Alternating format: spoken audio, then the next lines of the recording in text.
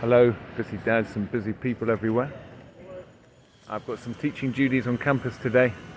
I'm here in San Diego at UCSD, and I've got a couple of minutes between lectures right now. I wanted to just share a quick thought that's popped into my head on the subject of consistency. I've said before and I'll say it again, it is absolutely vital with the Busy Dad program that you stay consistent week in, week out, month in, month out, year in, year out. I only ask 80 minutes per week, but if you do not give me that 80 minutes every single week, you won't see results. The question becomes, how do you approach your training so as to maximize consistency? I talked in a previous video about the importance of knowing yourself. How intimidated are you likely to get by intense workouts? If you think that that's the kind of thing that will eventually scare you off your training, make sure you program some lighter workouts. Be honest with yourself about what kind of intensity you can bring to every session. Don't set the workouts up so that they're not demanding enough, because that will get boring. Don't set them up so that you're so scared of them that you stop showing up. Today I just wanted to talk about the important balance between flexibility and rigidness in the way that you approach training.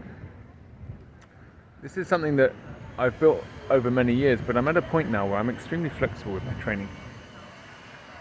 If I've planned a 20-minute 6-count session on Monday, and all of a sudden our family plans change, or my work commitments change, and that 20-minute window closes, that would have really upset me at a certain time. Now it doesn't. I'm calm, I'm happy, I'm fine. We can be flexible, we can change. I'll work out in the evening. I'll work out tomorrow. Hey, I was planning a record attempt, but this week, let me do a 40-minute workout instead. I will put almost anything ahead of my training when it comes to moving the timings around. The message I send to the people in my life is, I do not think that my training is more important than you. I don't rank my training above my duties towards you. If my duties towards you require that I move around my training, move it I will. I've trained that flexibility and I'm very proud of it.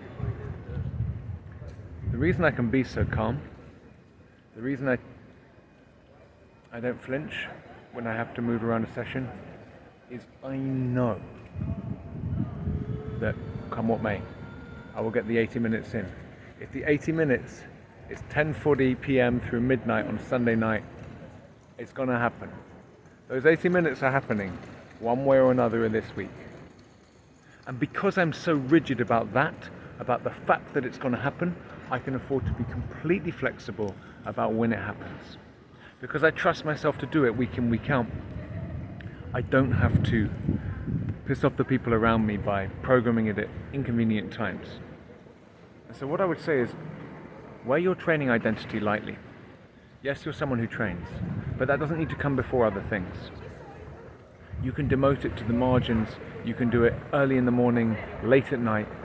You can do it when no one else is looking, when every other duty has been discharged. You can make it the last thing that you do, but you must make sure that you do it every week. If you can combine rigidness with flexibility, then you'll do this very special thing where you get into shape and you stay in shape. People don't really know that you train, they barely see you training. The fact that you train is the last thing that you talk about. It's not something that you put in people's faces. It's not something that you cancel plans for. It's taken me a long time to get to this point. And it's something I'm proud of, and it's something that I recommend cultivating. That combination of rigidness and flexibility. I hope that's a helpful perspective, my friends. It's something I've been wanting to share for a while.